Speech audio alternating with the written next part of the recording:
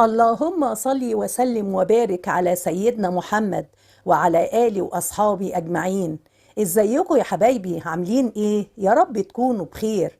النهاردة هنعمل مع بعض أحلى فطير شرقي بوش بيتزا خطير جدا جدا، ولا عجينة ولا خميرة ولا أي حاجة.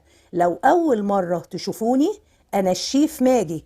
يلا بقى حطولي أجمل لايك للفيديو ويلا بينا نبدأ على طول.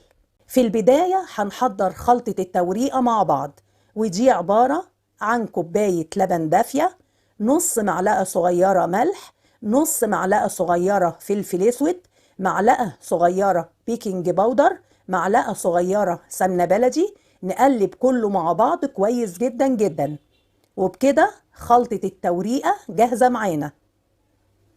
عندي هنا لفة من الجلاش، بحط تحتهم كيس من السندوتشات كبير وبفتحه، وهقولك ليه في الآخر. كل رقين بحط عليهم شوية من خلطة التوريقة، وأحط عليهم رقين وأدهن من خلطة التوريقة.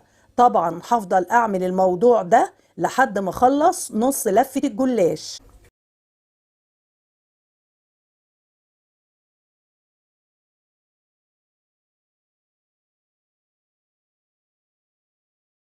وهنا هبدأ أنزل بالحشو بتاعي، وهو عبارة عن إيه حبايبي؟ فلفل أخضر، بسطرمة، سوسيس، جبنة شيدر، وهسقيهم كده في الآخر شوية من خلطة التوريقة. هكمل بقى نص لفة الجلاش بنفس الطريقة، أحط ورقتين وأدهن بخلطة التوريقة ورقتين وهكذا.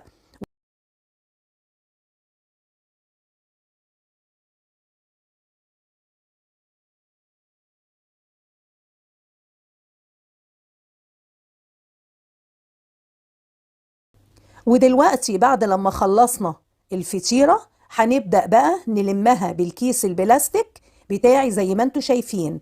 عندي هنا صينية فرن دهنتها كويس جدا جدا بالزيت او السمنة المتوفر عندك.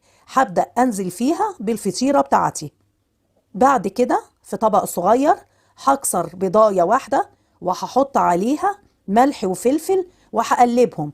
هفرد عليها البيضة من فوق.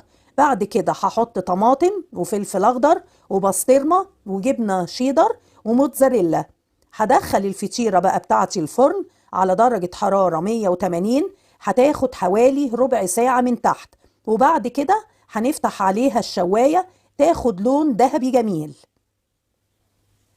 ودي الفطيرة الخطيرة بعد ما طلعت من الفرن. شايفين الجمال؟ ريحتها بجد خطيرة جدا جدا، ومورقة زي الفطير بالظبط، ولا هنعجن ولا هنتعب نفسنا في أي حاجة. وتقدري تحطي عليها أي حشوة متوفرة عندك. ملحوظة طبعا ليكي مهمة جدا جدا، لازم ندهن الصينية كويس جدا جدا، ويفضل إننا نعملها في صينية مش بتلزق خالص علشان تطلع معانا زي الفل زي ما انتوا شايفين. من فضلكم لو عجبتكم الوصفة ادعموها بلايك جميل منكم وشير، وجربوها وهتعجبكم ان شاء الله. واشوفكم على خير في فيديو جديد، وفي حفظ الرحمن يا اغلى متابعين.